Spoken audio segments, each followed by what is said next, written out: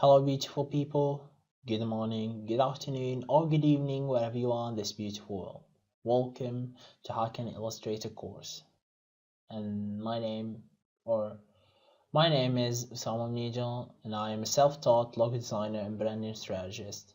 And today we're going to get you really bored of a very boring class of typography that you're going to hate me after it.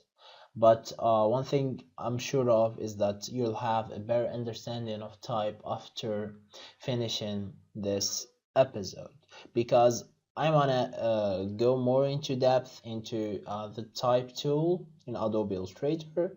And before going into that, I love that I would I thought that it's better for you to understand some typography basics before going into details into using the tools. So yeah, so let's jump right into it. Please don't hate me. I'm doing my best to keep this fun and amazing. So guys, we have the typography word like this. Okay, you notice this line I'm making using a guide. This one is called the baseline. This one that is on top of every single lowercase letter is called the X height, and this one is called the cup height. Okay, so we have this or we have, do you see these things here, and here and here? All of these things going out of letters are called serifs, and this is the difference between a sans serif typeface and serif typeface. We have a serif typeface that has these little things. So we have a sans serif typeface, Fetura for example here.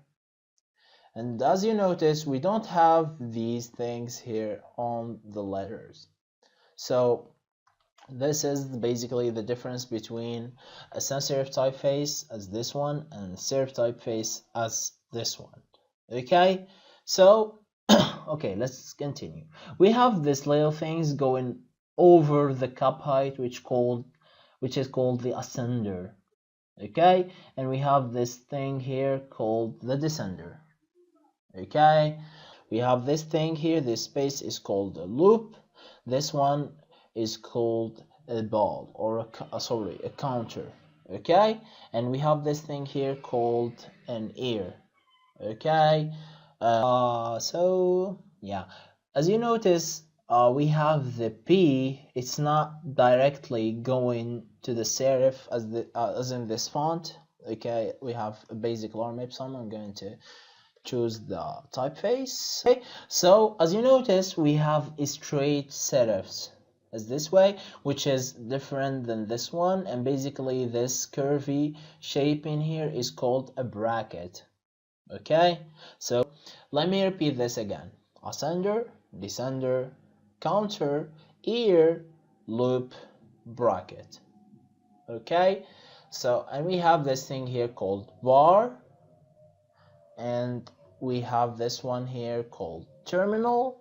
Now let's move on to the Kefka, or whatever this word. I need these letters specifically. So we have the Q. Okay, this here, I'm gonna draw certain thing. I guess it's this way, hopefully. So let me outline it or give it a stroke. So you notice this one is called an axis or a stroke axis of stress. And what stress is this space between the increase and decrease of space among the letter.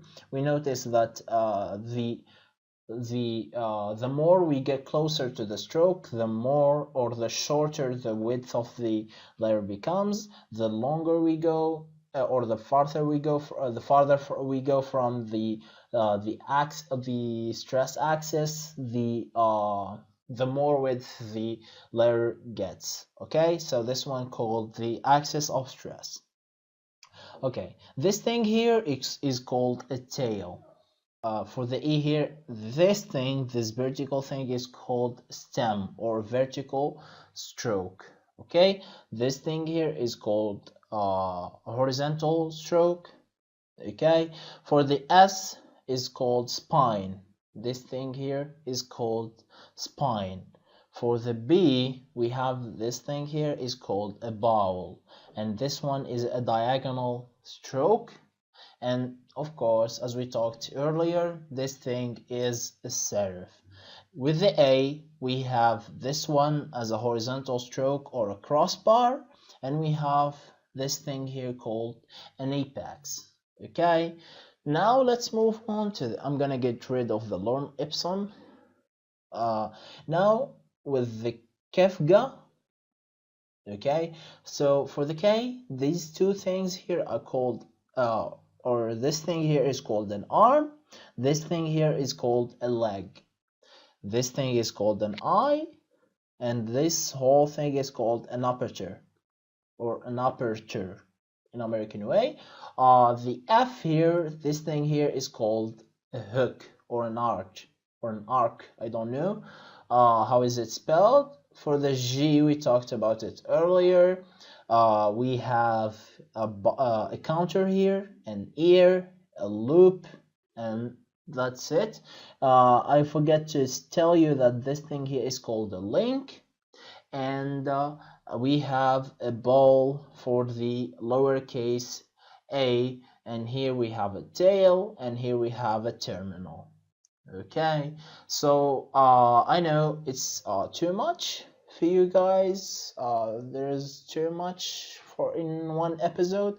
I'm gonna give you a giveaway, a free giveaway for this whole thing, where I share the basics of the anatomy of typefaces.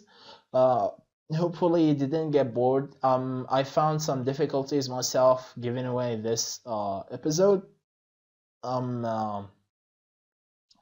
because they are pretty difficult, but it's good to know them because when you become familiar with more typefaces, you're going to get like a feel that you need a larger stroke or a larger stress on this thing. You're gonna I highly recommend that you go immediately and start learning the history of typography.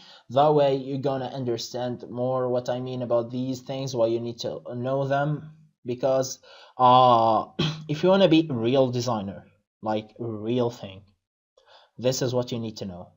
If you want to be a Fiverr thing and you need to work with $5 per logo or whatever, then please don't. Okay? If you want to have jobs with $8,000 for a logo, or I don't know, like high paying jobs, this is the shit you need to know. Okay?